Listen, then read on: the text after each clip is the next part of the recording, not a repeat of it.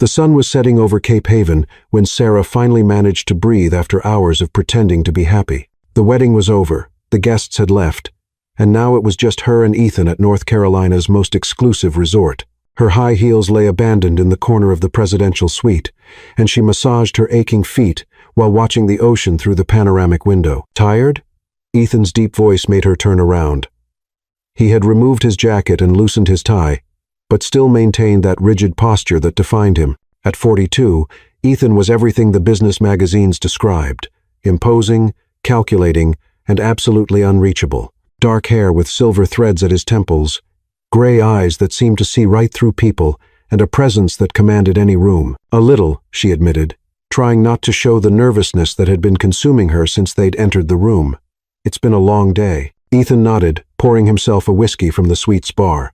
The silence between them was heavy, loaded with unspoken expectations. Sarah knew exactly why she was there. The marriage contract had been clear. She would be the perfect wife in public. He would guarantee her family's financial stability. Simple, straightforward. No emotional complications. "Would you like something to drink?" he asked, noticing how she nervously played with the wedding ring that still felt strange on her finger. "Maybe some water," she murmured, watching him move through the suite with the confidence of someone accustomed to controlling every situation. When he handed her the glass, their fingers touched briefly. Sarah felt an unexpected shiver run up her spine. There was something in the way he looked at her, not with the coldness he showed the rest of the world, but with a genuine curiosity that left her unsettled. "Sarah," he said her name in a way she'd never heard before, as if testing how it sounded on his lips. "We need to talk about expectations." She swallowed hard. She knew this moment would come. "I understand the agreement, Ethan. You don't need to worry. It's not about the agreement." He moved closer, and she could smell his woody cologne mixed with something uniquely masculine. "It's about tonight." Sarah's heart raced. She had tried to prepare herself mentally for this moment, but now with him so close, all her certainties seemed to crumble. She began, but the words were lost when she saw his expression change. The mask of absolute control slipped for an instant, revealing something more vulnerable underneath. "You're scared," he observed, not as a question, but as a gentle statement. Sarah nodded, unable to lie. "A little." Ethan stepped back, giving her space to breathe. "You don't need to be.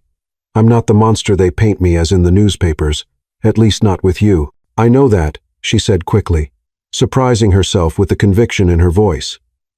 "I mean, I hope you're not." An almost imperceptible smile touched his lips. "Honesty, that's refreshing." Sarah felt her cheeks flush. "My mother always said I talk too much when I'm nervous. And are you nervous now?" "Very," she admitted, laughing nervously. "That's pretty obvious, isn't it?" Ethan studied her face for a long moment. There was something about her that intrigued him, a combination of vulnerability and strength he hadn't expected to find. When his lawyers had presented her profile, he saw only numbers: age, education, family. But the woman standing before him was far more complex than any report could capture. "Sarah," he said softly, "there's something you need to know about me. I don't do anything halfway. If we're going to do this, we're going to do it right." She stared at him, confused.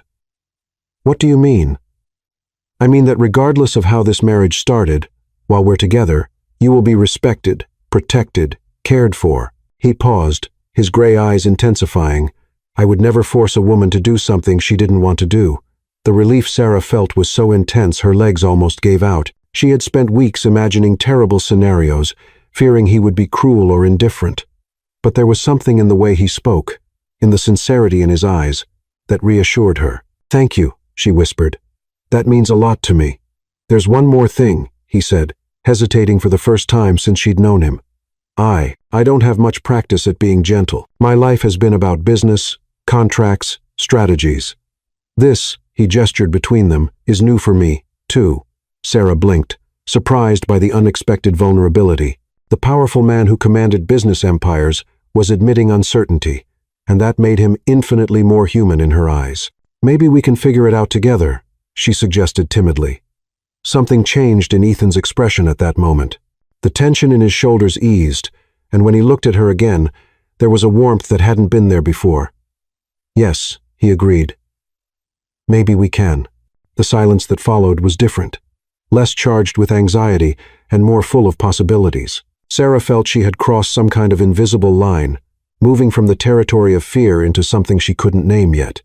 Ethan, she called softly. Yes, there's something you need to know about me, too. She took a deep breath, gathering courage. I've never been with a man before. The words hung in the air between them like a sacred confession. Ethan went completely still, his eyes widening slightly as he processed what she had said. You mean, you're a virgin? She completed, her cheeks burning, but her gaze steady. I know that probably wasn't what you expected in an arrangement like this, but I couldn't go through with this without you knowing. Ethan was silent for so long that Sarah began to wonder if she had made a terrible mistake. Maybe he would change his mind about everything. Maybe the deal would be cancelled. Sarah. His voice came out rougher than usual, loaded with an emotion she couldn't decipher. Look at me. She raised her eyes, expecting to see disappointment or irritation. But what she found left her breathless. There was something in Ethan's gray eyes that seemed like a mixture of admiration, protection, and something much deeper that she didn't dare name. Thank you for telling me, he said finally. That changes everything. Changes how? She asked, her voice barely audible. Ethan approached again, but this time his movements were different, more careful, more reverent. It changes because now I know that tonight isn't just about the two of us. It's about you trusting me with something precious.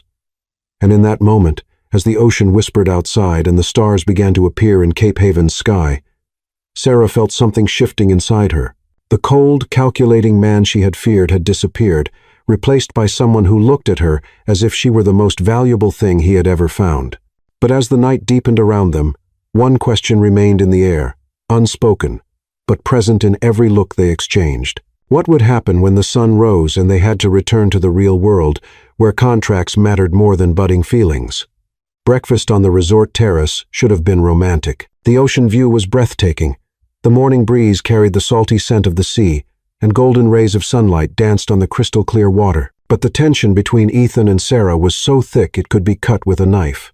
Ethan sat across the table, impeccable in his white shirt and tailored pants, reading emails on his tablet, as if it were an ordinary work morning. His dark hair was perfectly styled, and there was no trace of the vulnerability he had shown the night before. It was as if a switch had been flipped, transforming him back into the ruthless businessman the world knew. Sarah absent-mindedly stirred the berries on her plate, still processing what had happened between them a few hours earlier. The memory of his gentle hands, of his voice whispering sweet words in the dark, of how he had taken care of every detail to make her feel safe. All of it seemed like a dream compared to the cold man who was now completely ignoring her. Ethan, she tried, hoping to capture his attention. He looked up for a moment, his expression polite but distant. Yes, about last night, she began, but he interrupted her by raising his hand. We need to establish some rules, he said, setting the tablet aside and leaning back in his chair. His voice was businesslike, professional, as if he were conducting a business meeting. Now that we've consummated the marriage, it's important that we both understand the expectations moving forward. Sarah felt like she'd been slapped. Consummated the marriage? Was that how he referred to the most intimate and transformative night of her life? Expectations? She repeated, trying to keep her voice steady. In public, we'll be the perfect couple. Smiles, affectionate gestures, everything expected of newlyweds. Ethan enumerated the points as if they were contract clauses. Social appearances, charity events, business dinners. You'll be charming, elegant, the ideal wife. Sarah nodded slowly, though each word felt like a stone in her stomach. And in private?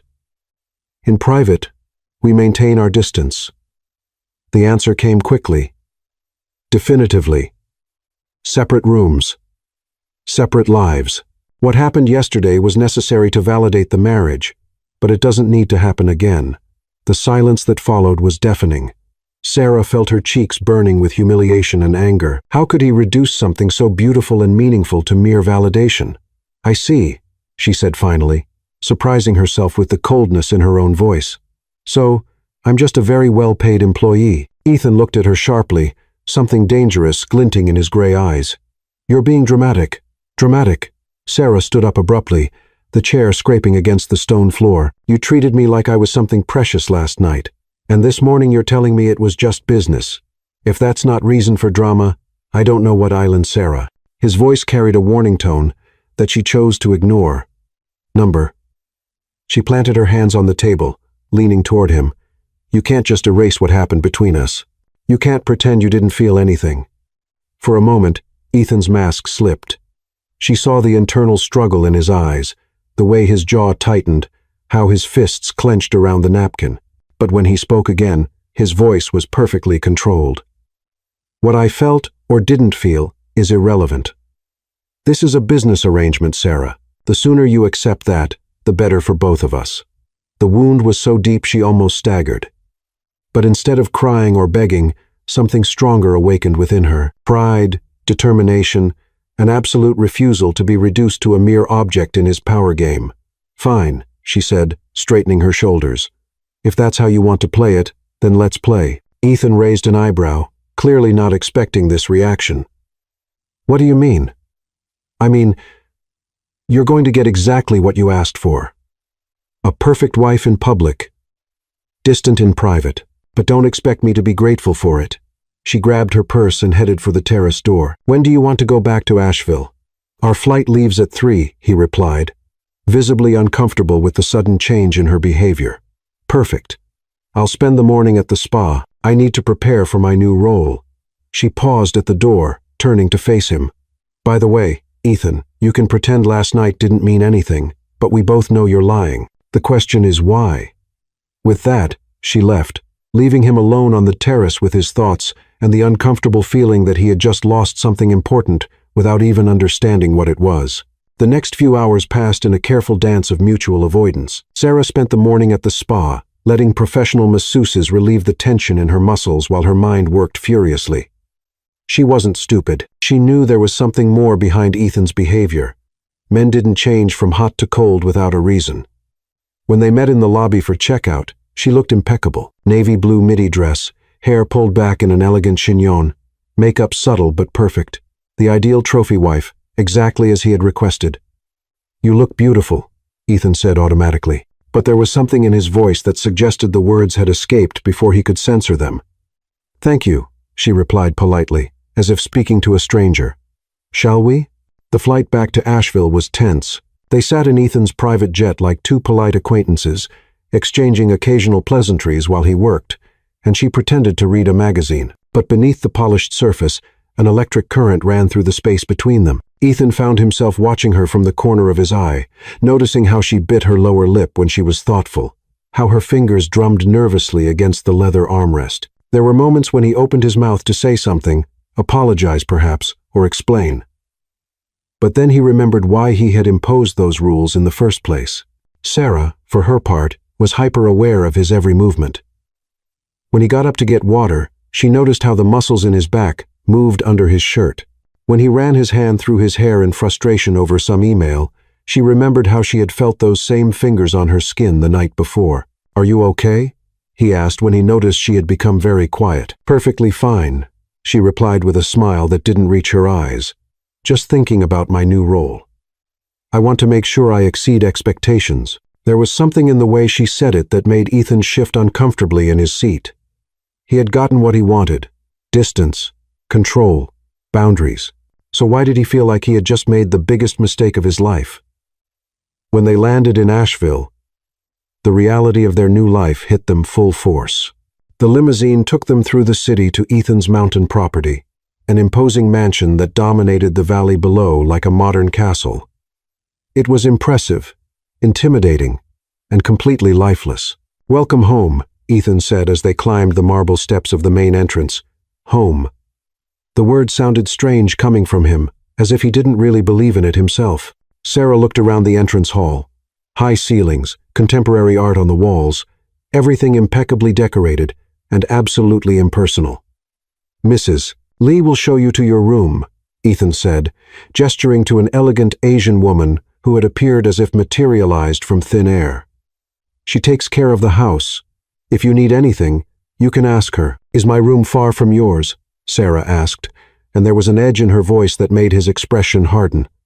Opposite sides of the house, he confirmed. You'll have complete privacy. Perfect. She turned to Mrs. Lee with a genuine smile. I'd love to see it if you don't mind. As they climbed the curved staircase, Ethan stood in the hall, watching them disappear. The house, which had always been his sanctuary, suddenly seemed too big and too empty. In the room that would be hers, Sarah stood at the window, looking down at the impeccably maintained garden below. It was beautiful, she had to admit. But beauty without warmth was just a pretty prison. Mr. Blackwood is a good man, Mrs. Lee said softly, as if she could read her thoughts. Just careful. Very careful. Sarah turned to look at the older woman. Careful about what? Mrs. Lee hesitated, then just shook her head. It's not my place to say, but she paused. Sometimes the most careful people are the ones who most need someone to make them feel safe. With those enigmatic words, she left, leaving Sarah alone with her thoughts and the growing certainty that there was much more to Ethan than he allowed anyone to see. The question was she willing to fight through his defenses to discover what was hidden underneath? Outside her window, storm clouds began to gather on the horizon, promising that the calm after their wedding night was about to end. 3 weeks, 21 days of polite, distant coexistence, 21 days of silent dinners, formal greetings in the mansion's hallways, and lonely nights in separate rooms. Sarah was starting to feel like a ghost in her own life, floating through the luxurious rooms without leaving any mark. The routine was always the same. Ethan left for the office before 7, 0 inches the morning, and returned after 9 at night. When they were in the same room, he was courteous but distant, as if she were a permanent guest whose presence he had grown accustomed to tolerating. She, in turn, kept the promise made in Cape Haven. She was the perfect wife in public and completely invisible in private. But beneath the polished surface, both were falling apart. On that particular Thursday, Sarah was in the library when she heard footsteps on the marble staircase. It was only 4, 0 inches the afternoon, too early to be Ethan. She hid behind the tall bookshelves, curious, and saw him appear in the library entrance with his tie loose and an exhausted expression she had never seen before. He headed directly to the bar in the corner of the room, pouring himself a generous whiskey, before throwing himself into the leather armchair near the fireplace. For a long moment, he just sat there, staring into the amber liquid as if it contained answers to questions he didn't want to ask. Sarah hesitated. Over the past 3 weeks, they had maintained a careful dance of mutual avoidance. But something in his posture, the way his shoulders fell, how his head rested against the back of the chair, touched her deeply. "Rough day?" she asked softly. Stepping out from behind the shelves, Ethan jerked, spilling some of the whiskey. "Jesus, Sarah, I didn't know you were here. Sorry, I was reading." She gestured vaguely to the book in her hands. You look tired." For a moment, she thought he would dismiss her with one of his polite but distant responses. But then something shifted in his expression, and he gestured to the chair across from him. "Sit," he said quietly, "if you want to." It was the first real invitation he had made since they returned from Cape Haven. Sarah set the book aside and settled into the chair, suddenly aware of how intimate the situation was, just the two of them in the library, gilded by the late afternoon sun, with the rest of the massive house quiet around them. "Bad meeting?" She tried again. Ethan took a long sip of the whiskey before answering. "Something like that. Sometimes I wonder why I work so hard to build something that could disappear overnight." There was a rawness in his voice that made her lean forward. "What do you mean?" He studied her for a long moment, and she could see him weighing whether or not to trust her with whatever was eating him up inside. "Have you ever been betrayed by someone you thought loved you?" he asked finally. The question hung between them like a loaded weapon. Sarah felt her heart start to race, sensing they were approaching something dangerous and important. "No," she answered honestly. "But I can imagine how devastating that would be." Ethan nodded slowly. "I thought I could imagine too until it happened to me." He stood up abruptly, walking to the large window that overlooked the gardens with his back to her, shoulders tense. He looked like a man preparing for war, or maybe remembering one he had already lost. "Her name was Rachel," he said, his voice so quiet that Sarah had to strain to hear him. "We were married for 5 years. I thought I knew her." Sarah felt something cold settle in her stomach. She had known that Ethan had been married before. It wasn't exactly a secret, but he had never talked about it. Now, listening to the pain in his voice, she understood why. "What happened?" she asked gently. "Everything," he said bitterly. "She was having an affair for 2 years with my business partner. They were planning to take half of everything I had built and disappear together." Sarah's hand flew to her mouth. "Oh my God, Ethan, I found out by accident. A private investigator I had hired to look into some missing funds discovered that Rachel was transferring money to offshore accounts. When I confronted her, he shook his head, running a hand through his hair. She didn't even try to deny it, just smiled and told me I was naive for thinking anyone could love a cold bastard like me for free." The silence that followed was deafening. Sarah felt tears prick her eyes at the pain she could hear underlying every word. Suddenly, his behavior since their wedding night made perfect sense. The walls, the distance, the insistence on keeping their relationship purely business. It was all armor against being hurt again. "I'm so sorry," she whispered. Ethan turned to look at her, and the expression on his face nearly broke her heart. "Are you? Or are you just thinking about how you can use this information?" The question hit her like a physical blow. "How can you ask me that? Because in my experience, everyone has an angle, Sarah. Everyone wants something, and the people who claim to care about you are often the ones who can hurt you the most." Sarah stood up slowly, her own anger starting to build. "So that's what you think of me? That I'm just another Rachel waiting for my chance to destroy you?" "I don't know what to think," he admitted. And the honesty in his voice was more devastating than any accusation could have been. "Well, let me help you," she said, stepping closer to him. "I'm not her. I didn't choose to be here, but I am here, and I have done everything you asked. I have been polite, distant, perfect in public. I have never asked you for anything beyond basic human decency. So, don't you dare compare me to someone who betrayed you." Ethan stared at her, clearly taken aback by her intensity. "Sarah, no." "You listen to me now," she continued, her voice growing stronger. "I understand that you were hurt. I understand that you don't trust easily. But I will not be punished for someone else's crimes. I will not be treated like a potential enemy when all I have done is try to make the best of a situation that neither of us chose." They stood facing each other in the fading light, both breathing hard, both raw from the honesty that had been unleashed between them. Outside, the sun was setting behind the mountains, painting the library in shades of gold and crimson.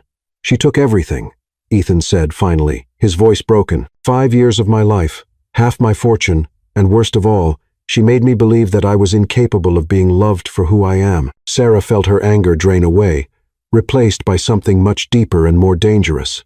Compassion. "She was wrong. How can you know that? You barely know me." "Because," she said, stepping even closer, "the man who held me so gently our first night, who was so careful to make sure I felt safe, that man is capable of being loved. That man deserves to be loved." Something flickered in Ethan's eyes. Hope, maybe, or fear, or both. "That man is dangerous, Sarah. He wants things he can't have." "Like what?" The question hung between them, loaded with possibilities and promises and threats all at once. Ethan reached out almost involuntarily and touched her face with the tips of his fingers. "Like you," he whispered. "God help me, but I want you. Not just as a wife to show off, not just as part of a business arrangement. I want you for real. And that scares the hell out of me." Sarah closed her eyes, leaning into his touch despite every rational thought telling her to run. "It scares me too. Does it?" His thumb traced her cheekbone, and she could feel him trembling. "Because sometimes I think you see right through all my carefully constructed walls, and it makes me want to either pull you closer or run as far away as possible." When she opened her eyes, the look on his face nearly undid her. Vulnerability, desire, fear, hope, everything warring for dominance in those gray depths that had haunted her dreams for weeks. "Don't run," she whispered. Sarah, her name was a warning, a plea, a prayer all at once. "Don't run, Ethan. I'm not her. I won't hurt you." For a moment, she thought he might kiss her. His eyes dropped to her lips, and she could feel the pull between them like a physical force. But then he stepped back, his walls slamming into place so quickly that she gasped from the sudden cold. "I can't," he said roughly. "I won't survive if you turn out to be wrong." With that, he grabbed his whiskey and strode out of the library, leaving her standing alone in the fading light, wondering if she had just gained insight into his soul, or lost him forever. Outside, The first stars were appearing in the darkening sky, and somewhere in the distance she could hear thunder rumbling, a promise that the storm brewing between them was far from over. The storm arrived 2 nights after the conversation in the library, bringing with it furious winds that moaned through the mountains like lost souls. Sarah was on her bedroom balcony, watching lightning tear through the dark sky, when she heard the front door slam with enough force to echo throughout the entire mansion. It was almost 11 at night. Ethan had left that morning for a meeting in Charlotte and wasn't expected back until the next day. But there he was, climbing the stairs with heavy steps, his shoes leaving wet prints on the polished marble. She saw him stop in the hallway, hesitating at his own door before turning and walking in the opposite direction toward her. Sarah's heart raced when he knocked softly on the door. "Sarah, are you awake?" There was something different in his voice, an urgency, a fragility she had never heard before. She opened the door and immediately noticed his state. Dark suit soaked by the rain, hair plastered to his forehead, gray eyes gleaming with an intensity that made her step back. "My God, you're soaked. What happened?" she asked, noticing how he trembled slightly. "The meeting ended early," he said, but there was something more. His eyes couldn't fix on hers, as if he were fighting some internal battle. I couldn't stay away." The words hung between them like a dangerous confession. Sarah felt her pulse quicken as she realized the truth behind them. He had driven through the storm because he couldn't bear to be separated from her for another night. "Ethan, you need to get out of those wet clothes before you get sick," she said, trying to keep practicality in her voice while her mind screamed warnings about the intimacy of the situation. Can I come in just for a moment?" She nodded, stepping aside so he could pass. Her room was smaller than his, more cozy with golden silk curtains and a fireplace that crackled softly. Ethan stopped in the center of the space, dripping on the Persian rug, looking lost. "Stay there," she instructed, disappearing into the bathroom to get towels. When she returned, he hadn't moved, just stood there like a wet statue, staring at the flames in the fireplace. "Here," she said softly, approaching with a large towel. "Let me help." When she reached for his wet hair, he closed his eyes and sighed deeply, as if her touch were the only thing keeping him standing. The intimacy of the gesture, her carefully drying his face, his neck, while he remained completely still, was almost unbearable. "Sarah," he murmured, his voice, "I shouldn't be here." "Then why are you?" she asked softly, her hands stopping their movement but remaining on his face. He opened his eyes, and what she saw there took her breath away. It was not just desire, it was desperation, need, as if she were air and he were drowning. "Because you're killing me," he confessed. "These past weeks pretending I don't feel anything, keeping my distance, it's destroying me inside." "Then stop pretending," she whispered. "I can't. If I stop, if I allow myself to feel all of this." He shook his head, as if fighting against himself. "I won't survive when you leave me." "Who said I'm going to leave you?" The question came out before she could censor it, loaded with promises neither of them was prepared to make. But as the words hung between them, Sarah realized she had said them because they were true. "You don't understand," Ethan said, his hands rising to cover hers on his face. "Rachel knew me for 5 years, and still she managed to destroy me. You've known me for a few weeks, and you already have enough power to completely annihilate me."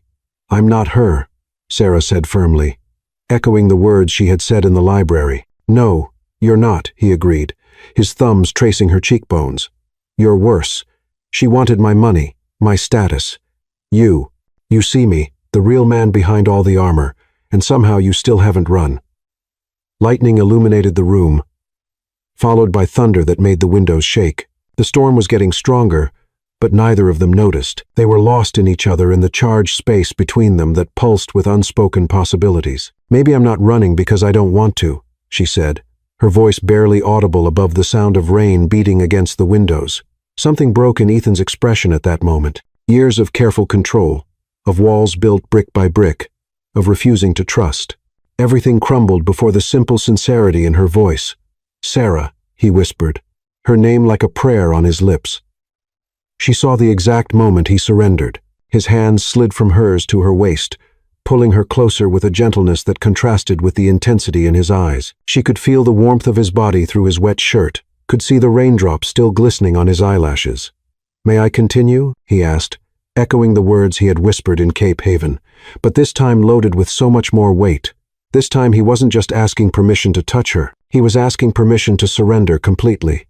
In response, she rose on her tiptoes, closing the distance between them until her lips were just a whisper away from his. "Yes," she murmured against his mouth. The kiss that followed wasn't like the first one in Cape Haven, careful, exploratory, gentle.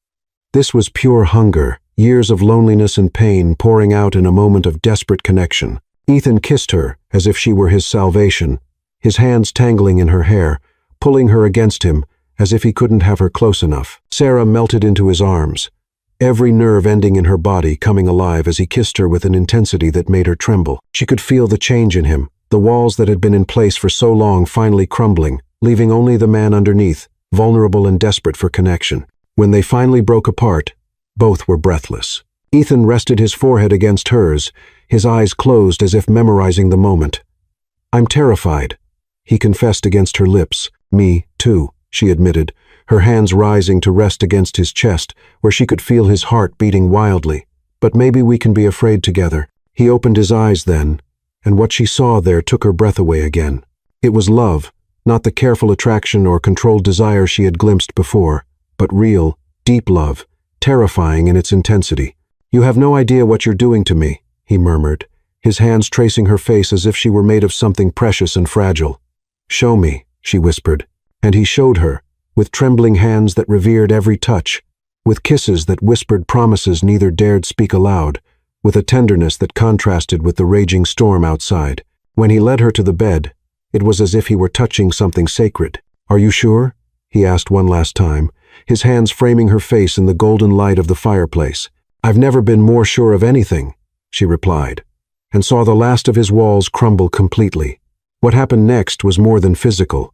It was a complete transformation. The cold, controlled man who had established rules and kept his distance disappeared entirely, replaced by someone who touched her as if she were a miracle, who whispered her name like a blessing, who surrendered so completely that she could feel the change happening in real time. When dawn finally arrived, finding them intertwined among rumpled sheets, the storm had passed, but the transformation that had happened during the night was permanent. Ethan, the ruthless businessman who had built walls to protect his heart, had become someone else entirely. And as Sarah slept in his arms, her face soft in the morning light, he knew there was no going back. He had fallen in love with his wife, completely and irrevocably. But as he watched the shadows dance on the walls, one question remained. When the real world came knocking at their door again, would this new man he had become be strong enough to fight for what he had found? The golden morning light filtered through the silk curtains when Sarah awakened, wrapped in strong arms that held her as if she were the most precious thing in the world. For one perfect moment, she just lay there, breathing in Ethan's woody scent, feeling the steady rhythm of his heart against her back. Then she remembered where she was. In her own bed with her husband, after a night that had changed everything between them. Panic began to set in. What if he woke up with regrets? What if daylight brought back the cold, distant man she had known for weeks? As if he could sense her tension, Ethan stirred behind her, his voice husky with sleep. "Good morning." She turned in his arms, preparing herself for anything. Rejection, regret, the return of carefully constructed walls. But what she found took her breath away. His gray eyes were soft, vulnerable, full of a tenderness she had never seen before. "How did you sleep?" he asked, his hand tracing lazily along her arm. "Better than I have in weeks," she admitted. "And you?" A small but genuine smile touched his lips. "I can't remember the last time I slept so well until last night." The relief she felt was so intense it almost made her cry. He wasn't running. He wasn't shutting down. The man who had surrendered in the darkness was still there in the light of day. "Ethan," she began, but he silenced her words with a gentle kiss. "Don't say it was a mistake," he murmured against her lips. "Please let me have this at least for a few more hours." "That's not what I was going to say," she replied, her hands rising to frame his face. "I was going to say that I don't regret it, any of it." Something changed in his expression, surprise, relief, and something deeper that made her heart race. "Even knowing this complicates everything. Especially because of that," she said with conviction. "Ethan, I don't want a marriage of convenience. Not anymore. I want you. The real man. Not the edited version you show the world." He studied her face for a long moment, as if searching for signs of lies or manipulation. When he found none, something in him relaxed completely. "You have no idea what you're asking for," he said softly. "The real man, he has scars, nightmares, moments when he can't trust his own shadow." "Then let me help heal them," she replied. "Let me show you that not everyone is going to hurt you." The next 2 weeks were a revelation. Ethan began coming home earlier, finding excuses to work from the home office instead of going downtown. Dinners that had once been silent, formal events became long, intimate conversations about everything and nothing. He began to show her parts of himself he had kept hidden, how he really laughed when something genuinely amused him, how his eyes softened when he talked about the philanthropic projects he secretly funded, how he became almost shy when he received genuine affection. "Did you know he pays for the education of 50 underprivileged children?" Mrs. Lee said one afternoon when Sarah found her preparing dinner, "and that there's an entire hospital in Guatemala that exists because of him?" "He never mentioned that," Sarah replied, surprised but not shocked. She was beginning to understand that there were layers to Ethan. She was only beginning to discover. "Mr. Blackwood doesn't talk about the good things he does," Mrs. Lee continued, smiling. "But since you arrived, he smiles more, laughs more, seems more alive." It was true. There was a different energy in the house now. The hallways that had once seemed cold and echoing now resonated with conversations and occasional laughter. Ethan had begun showing her his favorite corners of the property, the secret garden where he went when he needed to think, the observatory on the top floor that offered breathtaking views of the Blue Ridge Mountains. Rachel hated this place, he said one evening as they walked through the moonlit gardens. She said it was too isolated, too quiet. She wanted us to live in the city. "And you?" Sarah asked, slipping her hand into his. "What did you want?" "This," he replied simply, gesturing to the mountains around them. "Peace. Silence. A place where I could be myself." "And can you be yourself?" He stopped walking, turning to face her in the silver light. "With you? Yes. By some miracle? Yes. But not everything was perfect. There were moments when Ethan still fought against years of conditioning, when the walls began to rise automatically before he consciously tore them down. There were nights when he woke in cold sweats from nightmares about betrayal and abandonment, and she soothed him back to sleep with gentle words and tender touch. "Sometimes I wonder when you're going to realize you can do better," he confessed one night after a particularly bad nightmare. "Better than what?" she asked, tracing calming circles on his chest. "Than a broken man who can't even trust his own wife without questioning her motives." Sarah propped herself up on her elbow to look him in the eyes. "Ethan Blackwood, you listen carefully. I don't want better. I want you. All of you. The good parts, the hurt parts, the parts that are still learning to trust again. Do you understand?" But the truth was that the outside world was beginning to invade their perfect bubble. Important meetings couldn't be postponed indefinitely. Social commitments that had been canceled during their honeymoon needed to be fulfilled. "We have to go to the Carter Foundation charity ball on Friday," Ethan said one morning over breakfast, and Sarah could see the reluctance in his eyes. "It'll be our first real public appearance as a couple," she observed. "Yes. And the whole world will be watching, looking for cracks, trying to figure out if our marriage is real or just a convenient arrangement." Sarah laughed, reaching for his hand across the table. "Well, we'll have to disappoint them then." "What do you mean?"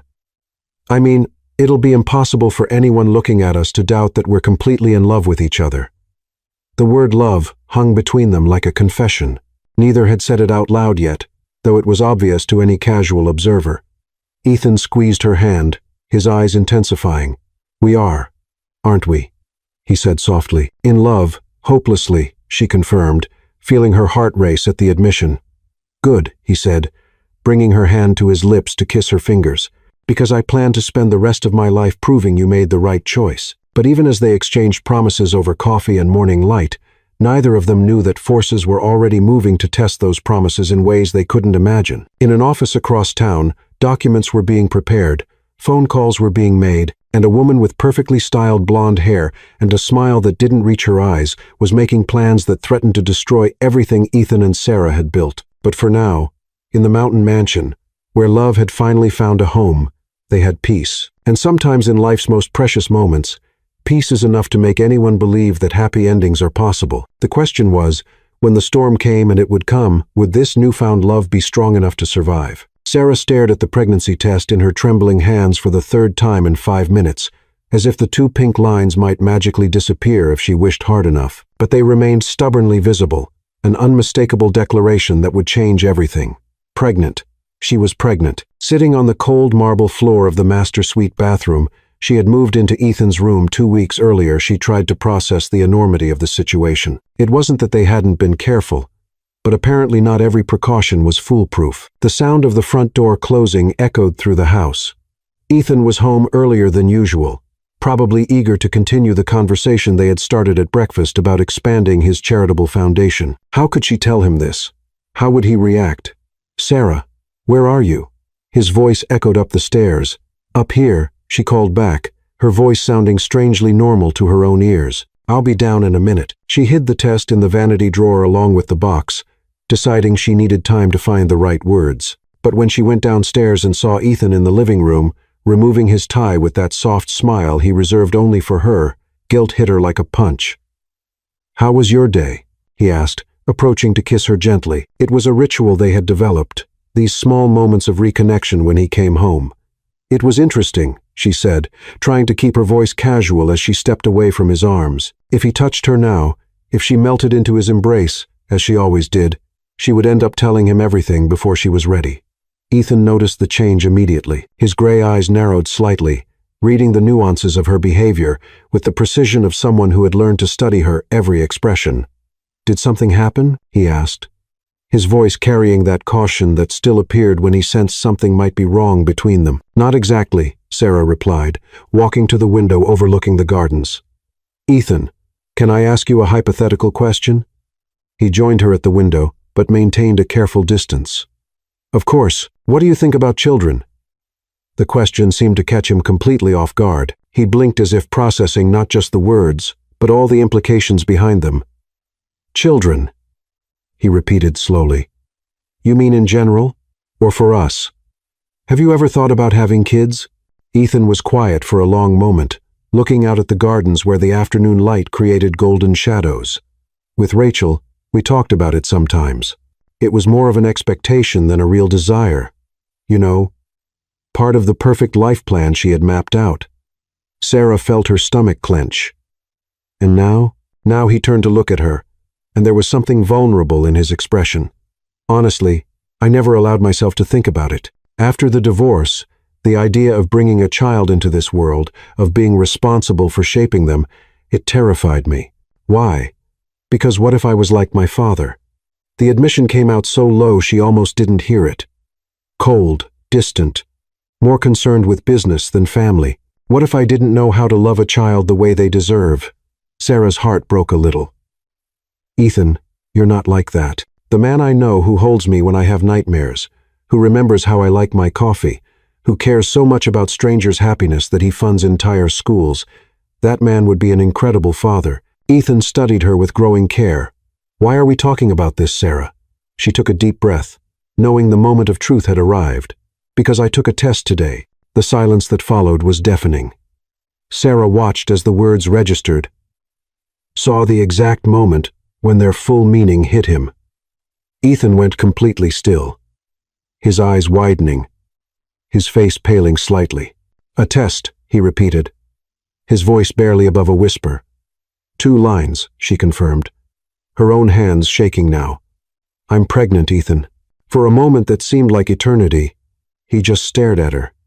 Sarah could see his mind working, processing, calculating, the businessman in him trying to analyze the situation from every angle. But then something else took over, something deeper and more primal. "Pregnant," he said again, this time with wonder. His hands moved instinctively toward her, stopping only when he realized she was still tense, waiting for his reaction. "I know we didn't plan this," she began quickly. "I know it complicates everything, that we haven't talked about having children, that maybe it's too soon, Sarah."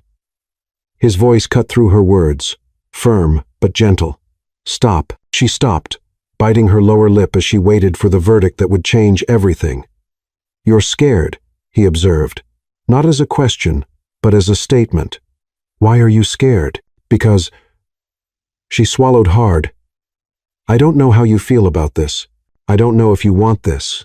I don't know if—" This time he interrupted her with actions instead of words, closing the distance between them and pulling her into his arms.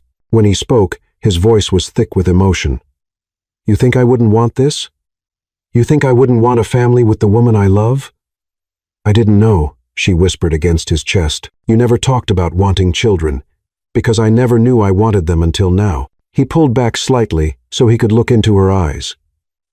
"Until this moment, I didn't know it was possible to want something so much it physically hurts." "Really?" she asked, barely daring to believe. "Sarah, when I was married to Rachel, the idea of having children was abstract. It was something people did because it was expected. But the idea of having a child with you, of starting a family with you," he paused, his voice catching slightly. "It's terrifying and wonderful and perfect all at once." The tears she had been holding back finally fell, but this time they were tears of relief and joy. "So, you're happy? Happy?" Ethan laughed, a rich, genuine sound that filled the air between them. "Sarah, I'm ecstatic. I'm terrified, but I'm ecstatic." He placed his hands gently on her still flat stomach, and the reverence in his touch made her start crying again. "There's really a baby in there?" he asked in wonder. "According to the test, yes, and according to the fact that I've been nauseous every morning for the past week." "Morning sickness," he said as if testing the words. "God, I'm an idiot. I should have noticed. You're not an idiot." It took me a while to realize, too. Ethan knelt before her, placing his hands on her belly and resting his forehead against it. "Hi, baby," he whispered, and the tenderness in his voice nearly undid her. "I'm your daddy, and I promise I'm going to do better than my father did with me. I promise you'll never wonder if you're loved." Sarah ran her hands through his hair, watching this powerful, feared man completely melt at the prospect of becoming a father. "We're going to do this together," she said softly. "You don't have to do this alone." He looked up at her, and the love she saw there was so intense it left her breathless. "How am I going to thank you for this? For giving us a family? You don't need to thank me. We did this together." "Sarah," he said, standing and taking her face in his hands. "I love you. I love you more than I thought it was possible to love anyone. And now you're giving me the most precious thing in the world. I love you too," she whispered. "And our baby is going to have the best parents in the world." When they kissed, it was a seal of promise, not just of the love they shared, but of the future they would build together. Ethan held her as if she were made of glass, conscious now that she carried something infinitely precious. But as night fell over the mountain mansion, neither of them knew that their perfect happiness would soon be tested in ways they couldn't imagine. Because sometimes when life finally gives you everything you've always wanted, that's exactly when the darkest forces decide to try to take it away from you. For now, though, they had this night, a night of promises whispered to the baby growing between them, of plans made in soft voices, and the absolute certainty that whatever happened, they would face it together. The Asheville Country Club had never seemed as intimidating as it did that Saturday night. The golden lights emanating from the main ballroom windows created a welcoming glow that contrasted sharply with the anxiety growing in Sarah's stomach. She adjusted the navy blue dress Ethan had chosen for her. Elegant but not too flashy, sophisticated enough to impress, but conservative enough not to give the gossips ammunition. "You look beautiful," Ethan murmured as they walked toward the entrance, his hand holding hers firmly. He was impeccable in his black tuxedo, every inch the powerful businessman the world knew, but she could feel the tension in his muscles. "I'm nervous," she admitted, stopping for a moment to take a deep breath. At 3 months pregnant, she wasn't showing yet, but the constant awareness that she was carrying Ethan's child made her feel simultaneously stronger and more vulnerable. "I'll be by your side all night," he promised, turning to face her. "And if anyone says anything inappropriate, you'll smile politely and take me to dance," Sarah completed, echoing the words they had practiced. "Remember, tonight isn't about proving anything to them. It's about us." Ethan nodded, but she could see the warrior gleam in his gray eyes. He was ready for battle if necessary. The ballroom was packed with Asheville's elite and beyond. Politicians, CEOs, old money heirs, and their perfectly coiffed wives. Conversation stopped when Ethan and Sarah entered, replaced by whispers and barely concealed stares. Sarah could feel the weight of expectations, curiosity, and yes, judgment. "Mr. Blackwood," a jovial voice cut through the murmur. "Senator Thompson, A portly man with a smile that never reached his eyes approached with his wife Eleanor, whose icy blue gaze immediately fixed on Sarah like a laser. "Senator, Mrs. Thompson," Ethan responded smoothly. "I'd like you to meet my wife, Sarah." "Charming," Eleanor said, her voice dripping with false sweetness. "Tell me, dear, where did you two meet? Such a romantic story, I'm sure." Sarah felt the trap immediately. The question seemed innocent enough, but everyone knew that Ethan and Sarah's marriage had been sudden, unexpected.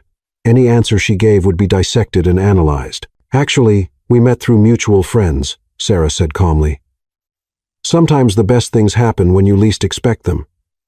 "Indeed," Eleanor replied, her smile sharp.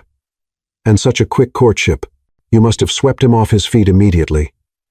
Before Sarah could respond, a familiar laugh cut through the conversation. She turned to see Charlotte Bennett approaching, a woman she recognized from society magazines, tall and willowy with platinum blonde hair and a reputation for being the informal queen of Asheville's social scene. "Darling Eleanor, don't interrogate the poor girl," Charlotte said, but her eyes were already studying Sarah like a scientist examining a specimen. "We're all just so curious about Ethan's surprising choice." The word surprising hung in the air like a challenge.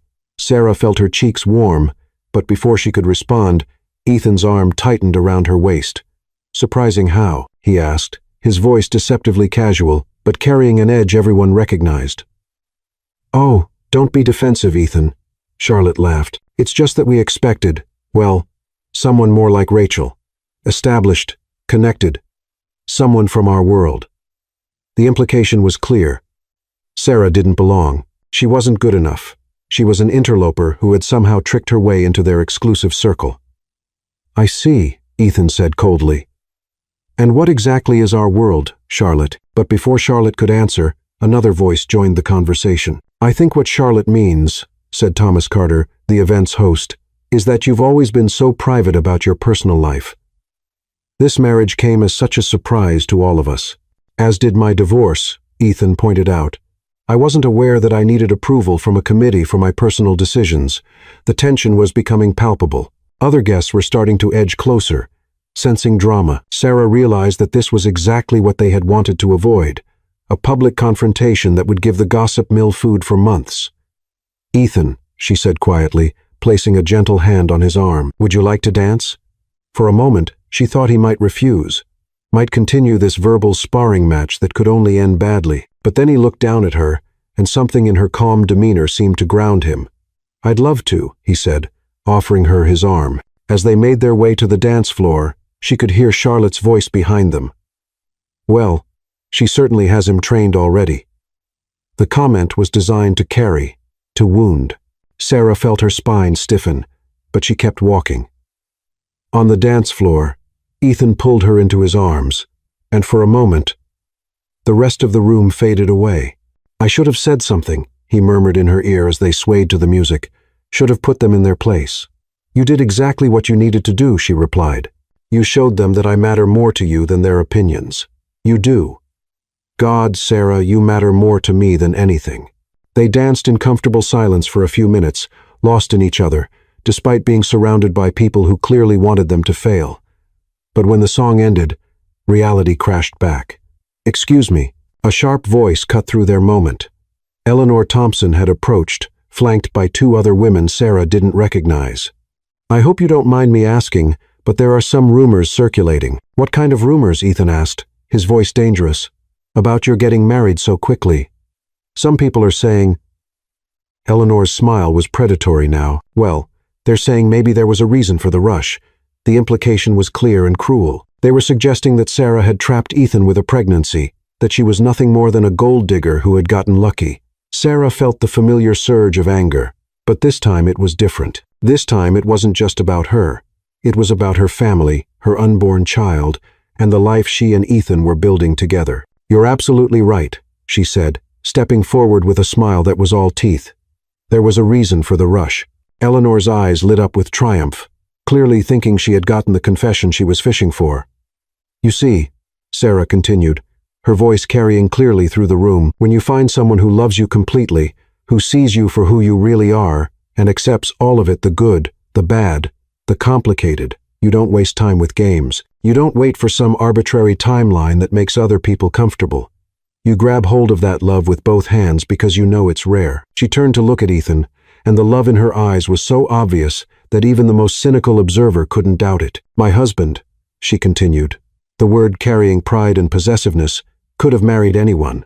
Any woman in this room would have said yes, but he chose me, not because I trapped him, not because I offer anything more than my heart. He chose me because when I look at him, I don't see the powerful businessman or the bank account or the social status. I see the man who holds me when I can't sleep, who remembers exactly how I like my coffee, who would give up everything he has before letting anyone hurt me.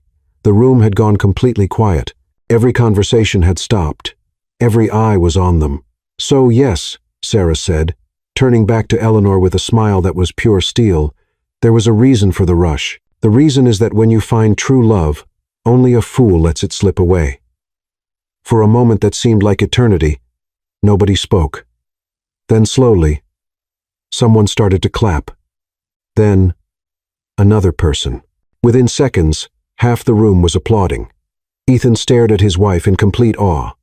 This woman, his woman, had just taken on all of Asheville society and won. She had defended their love, their marriage, their family with a grace and strength that left him breathless. I love you, he whispered in her ear, pulling her close. I love you, too, she whispered back. Now, shall we give them something else to talk about? Without waiting for an answer, she kissed him right there in front of everyone, deep and passionate, and completely unapologetic. When they broke apart, the applause was deafening. Charlotte Bennett approached them, her expression grudgingly respectful. That was impressive, she admitted. Perhaps I misjudged you. Perhaps you did, Sarah replied graciously. But I understand. It's hard to trust something that seems too good to be true. The truth is, I'm the luckiest woman in this room, because I get to go home with him. As the evening wound down and they said their goodbyes, Sarah realized that something fundamental had changed. She was no longer the outsider trying to fit in.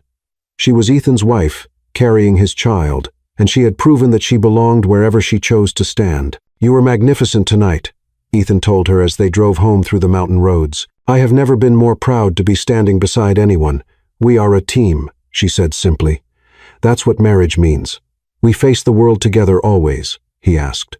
Always, she promised. But even as they made that promise, neither of them knew that their greatest test was yet to come. Because in a small apartment across town, a woman with blonde hair and bitter eyes was watching news coverage of the gala on her laptop, planning her next move. Rachel Blackwood wasn't done with them yet. The first sign that something was wrong came on a cold Monday in December when Sarah was 5 months pregnant. She was in the kitchen preparing breakfast, one hand unconsciously caressing her rounded belly when she heard Ethan's tense voice coming from the office. What do you mean she's contesting the divorce? His voice cut through the morning air like a blade. That was finalized 3 years ago, Matthew. Sarah stopped stirring the eggs, a sudden chill spreading through her chest. Rachel. It had to be about Rachel.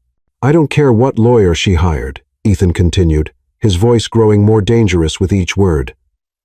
The agreement was signed by both parties. She received her compensation and agreed to the terms.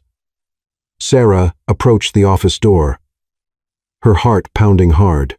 Through the crack, she could see Ethan pacing back and forth, the phone pressed against his ear, his free hand running through his hair in frustration. Claiming coercion? Ethan laughed bitterly. That's ridiculous, Matthew. She had her own legal representation. She was perfectly lucid when she signed. A long pause during which Ethan's face visibly paled. DNA. What do you mean, DNA test? Sarah felt her blood freeze.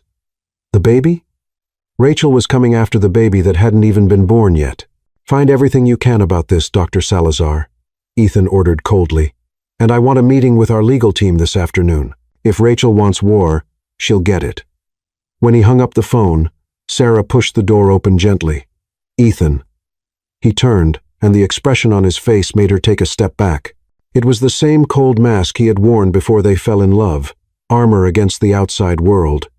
But when his eyes met hers, the mask cracked slightly.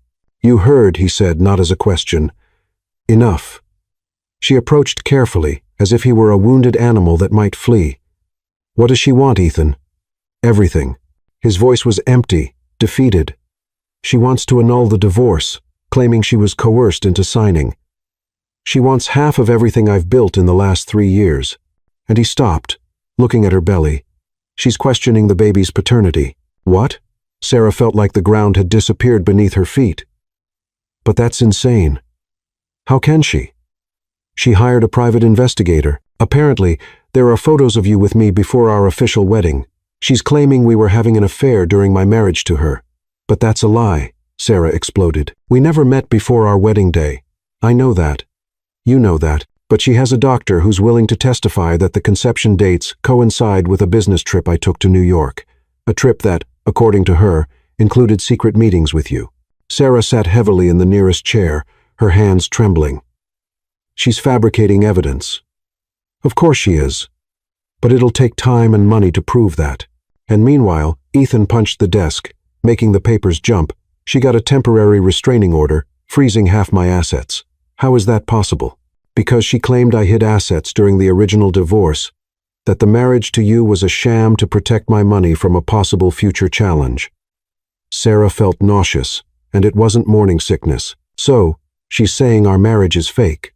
Worse than that, Ethan knelt beside her chair, taking her hands in his. She's saying you're a con artist I hired to pretend to be my wife, and that the baby belongs to another man. Tears burned Sarah's eyes. Will people believe that? Some will, especially after the reaction we had at the country club. They'll say we protested too much, that we were trying to convince ourselves as much as them. Sarah was quiet for a long moment, processing the enormity of the situation. Then an iron determination settled in her chest. What do we need to do? Ethan blinked, surprised. Sarah, you don't understand. This is going to be public, dirty, invasive. They're going to dig into every aspect of our lives. They'll question everything about you, about us. I understand perfectly, she interrupted. I'm asking what we need to do to fight this. You did think I was going to run? She stood up, placing her hands on her belly. Ethan Blackwood, this woman is attacking our family, our child. Do you really think I'm going to let this slide? For a moment, he just looked at her with admiration.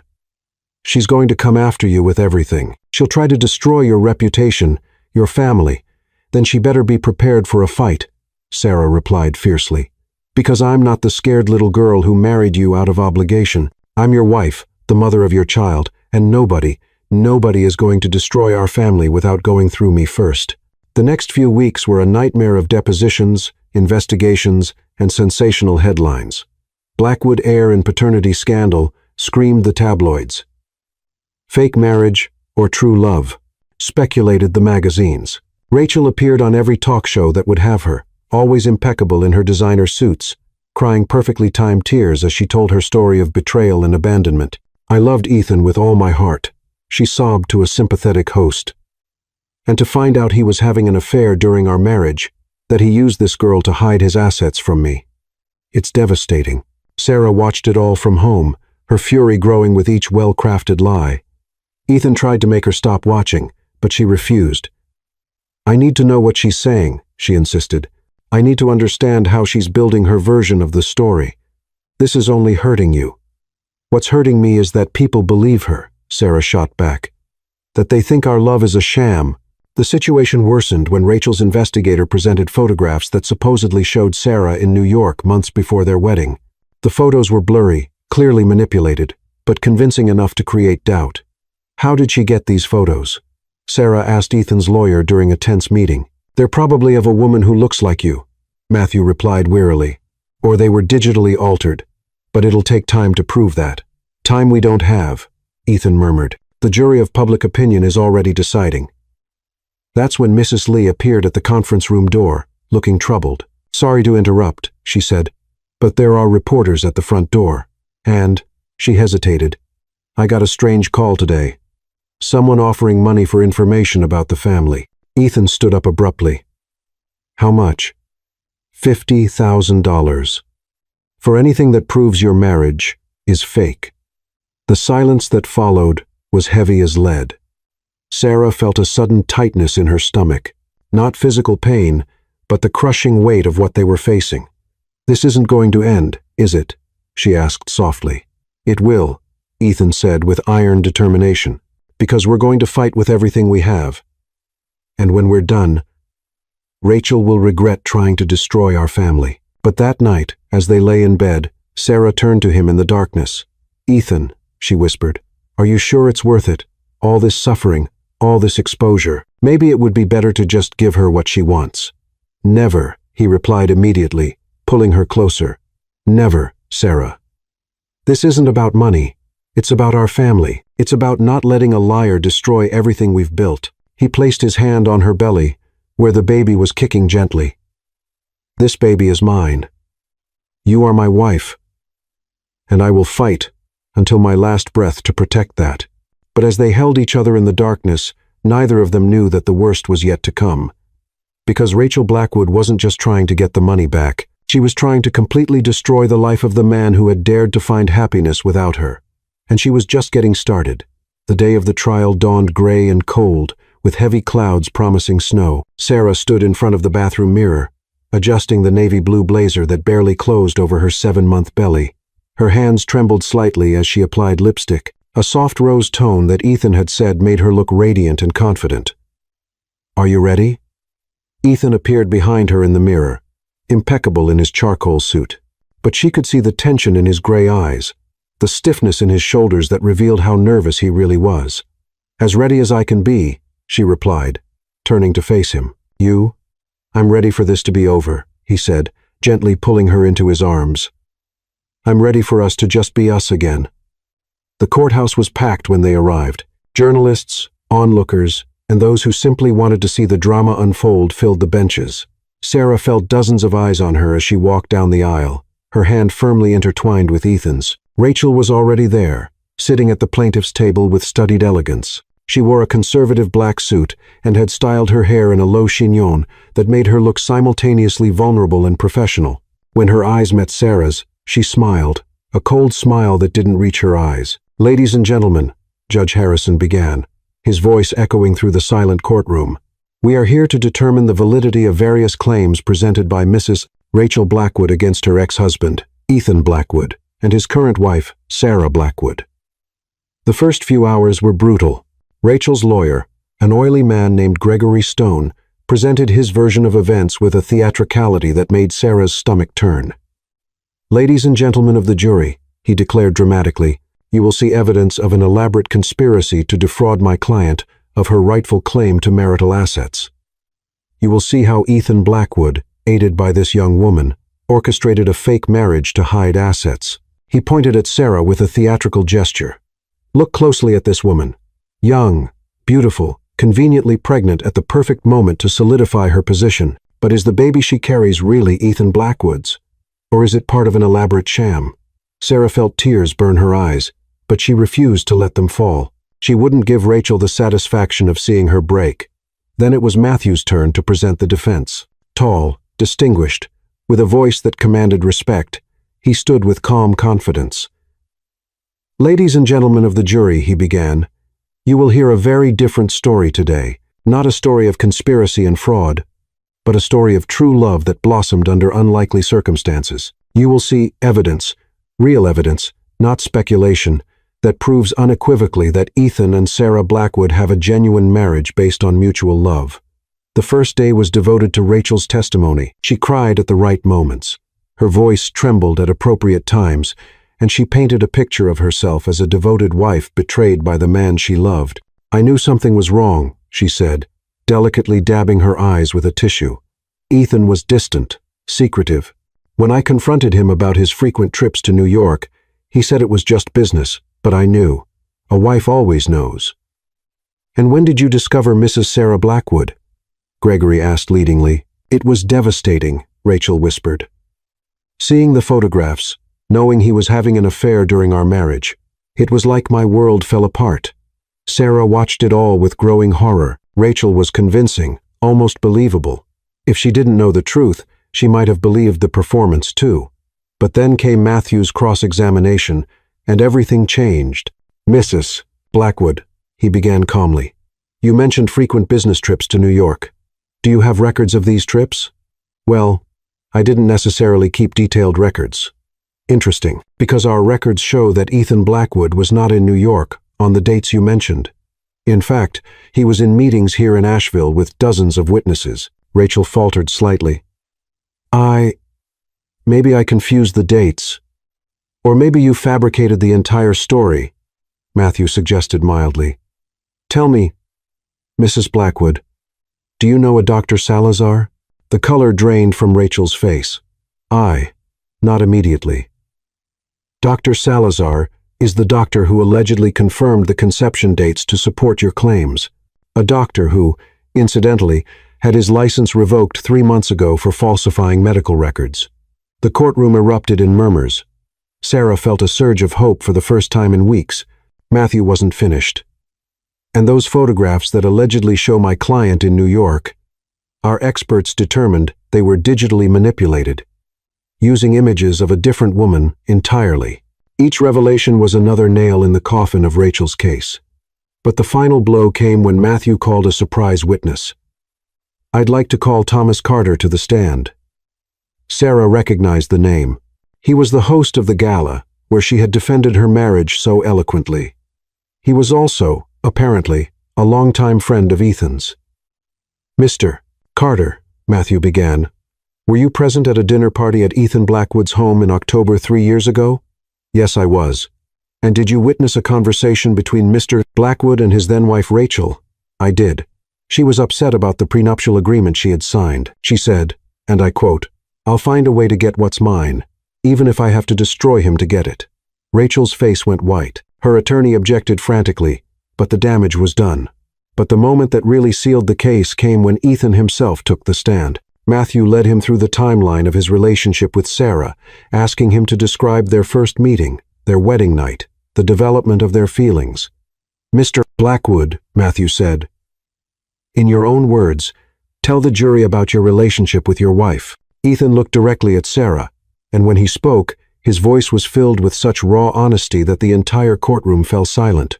When I married Sarah, I thought it would be a business arrangement. I had been so hurt, so closed off after my divorce, that I didn't believe in real love anymore. But Sarah, she saw through all my walls. She was patient when I was difficult, kind when I was cruel, and strong when I was weak. His voice grew softer, more intimate. She didn't marry me for my money or my status. She married me because somehow she saw something in me worth loving. And every single day since then, she has proven that our love is real in 1,000 small ways.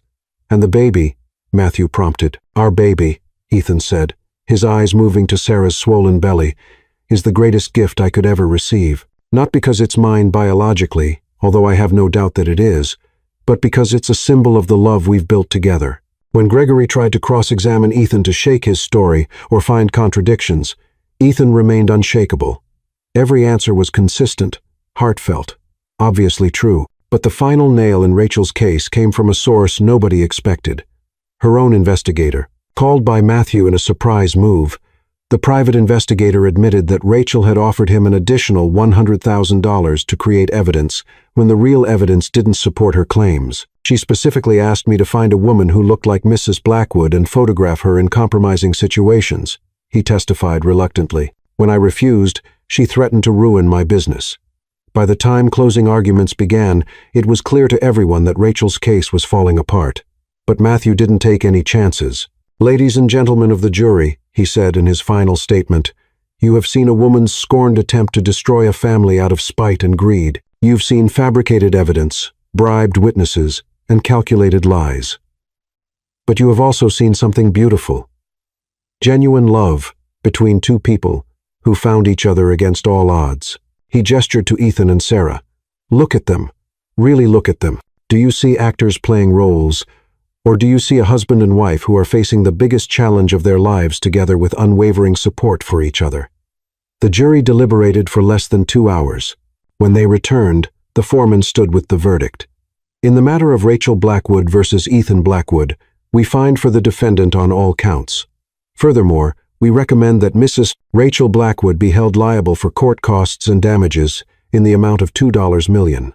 The courtroom exploded. Sarah felt Ethan's arms around her, felt his tears in her hair as he whispered, "It's over. It's finally over." But even as they celebrated their victory, Sarah knew that the real triumph wasn't in the court's decision. It was in the fact that through it all, through the lies, the accusations, the public humiliation, their love had not only survived, but grown stronger. As they walked out of the courthouse into the crisp autumn air, Sarah felt their baby kick strongly, as if celebrating, too. The future that had seemed so uncertain just hours before now stretched ahead of them, bright with possibility. "What do we do now?" she asked Ethan as photographers clicked away around them. "Now," he said, kissing her softly despite all the cameras, "we go home and we live our lives together." And for the first time in months, Sarah believed that they really could. 4 years later, the mountain mansion had been completely transformed. Where once cold, formal silence had reigned, now children's laughter echoed. Little feet ran through marble hallways, and there was the joyful chaos of a house truly inhabited by love. Sarah was in the kitchen decorating a dinosaur-shaped birthday cake when she felt small arms wrap around her legs. "Mommy," Daddy said, "I can help with the candles." Noah, or Nicky, as everyone called him, looked up at her with his father's gray eyes, but with a radiant smile that was all his own. At 4 years old, he was a perfect mix of both, Ethan's determination and Sarah's gentleness. "Of course, sweetheart," she said, lifting him up so he could reach the cake. "But be careful not to lick the frosting before the party." "I wasn't going to do that," Nicky protested with exaggerated innocence, a blue chocolate smudge already at the corner of his mouth. "Of course not," Ethan said, appearing in the kitchen doorway with Lily in his arms. At 2 years old, their little daughter was a perfect miniature of Sarah, with curly golden hair and green eyes that sparkled with mischief. "Daddy," Nicky shouted, reaching his arms toward his father, "look at the cake me and Mommy made." "It's incredible, champ," Ethan said, passing Lily to Sarah and picking up his son. "I think this is going to be the best birthday party ever." Sarah watched husband and son interact with the same warmth in her chest that she felt every day for the past 4 years. Ethan had become exactly the father she always knew he could be, present, loving, involved in every detail of the children's lives. "Mommy, when are people coming?" Lily asked, playing with Sarah's necklace. "In a little while, princess. Should we put on your new dress?" The party was an absolute success. The garden was full of children running among colorful decorations, parents chatting animatedly, and the kind of genuine joy that reminded Sarah how good life was. Mrs. Lee, now officially part of the family, more like a grandmother than an employee, was on the porch watching the chaos with a satisfied smile. "Very different from how it used to be," she commented when Sarah joined her for a moment. "Very different," Sarah agreed, watching Ethan chase a group of children through the garden, roaring like a dinosaur while they screamed with delight.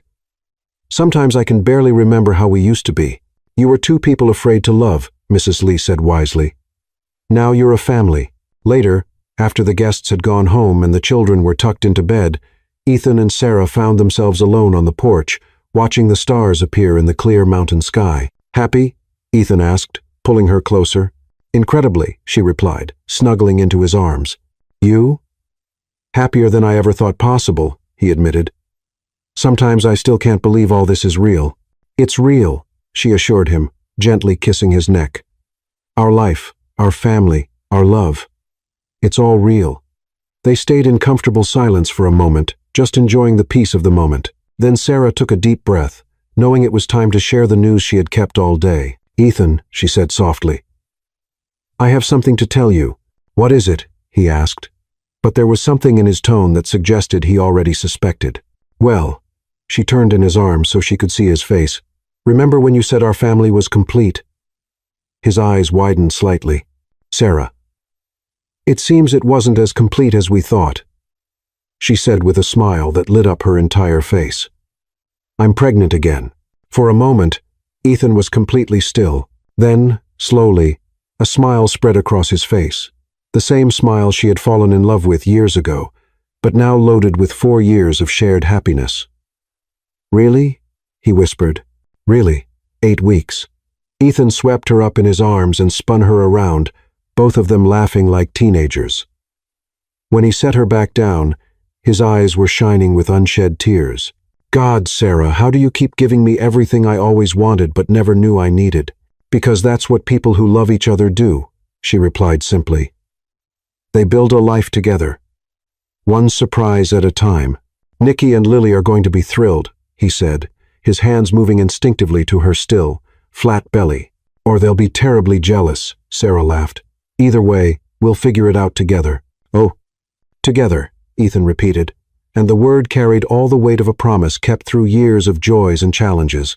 As the night progressed, they talked about the future, about baby names and nurseries, about how they would tell the children and when they would reveal it to the world. But mostly, they just marveled at the miracle of their growing family. "You know what amazes me most?" Sarah said when they finally decided to go inside. "What?" "How it all started with an arranged marriage between two strangers and became this." She gestured to the house filled with evidence of their intertwined lives. Family photos on the walls, toys scattered in corners, small shoes next to large ones by the door. "We weren't strangers for very long," Ethan observed, kissing her forehead. "I think our souls recognized each other from the very first moment. Do you believe in that? In soulmates?" "I didn't used to," he admitted. "But then you came into my life and showed me that some things are too big to be explained by logic. Sometimes, you just have to accept the miracle." Later, lying in the bed they had shared for 4 years, Sarah watched Ethan sleep. Even in sleep, he kept a protective hand over her, a habit he had developed during her first pregnancy and never abandoned. She thought about the journey that had brought them here, the initial reluctance, the walls they had torn down one brick at a time, the storms they had faced and overcome together.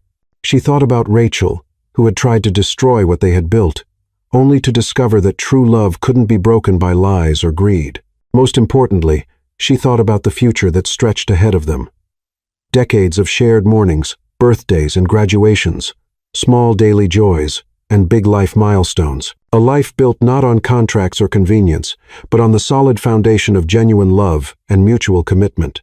When Ethan stirred in his sleep, murmuring her name, she smiled in the darkness. Some people wait their whole lives for their happily ever after. She had found hers in an arranged marriage with a stranger who turned out to be the love of her life. And as new life grew within her, carrying the promise of even more love and joy, Sarah knew their story was far from over. In fact, it was just beginning the next chapter of a life that had proven richer and more beautiful than any fairy tale could promise. Because the best happily ever afters aren't the ones that end at the altar. They're the ones that continue being built day after day, year after year, through the transformative power of true love. And in the mountain mansion where it all began, a family slept in peace, secure in the knowledge that they had found something rare and precious, a love that would last a lifetime. Sometimes the best love stories begin disguised as cold agreements. Sarah and Ethan discovered that the heart doesn't understand contracts. It only knows how to love. From initial fear to deep love, they proved that when two souls meet, not even the most painful past can prevent the blossoming of a bright future. Because true love doesn't need to be perfect from the start.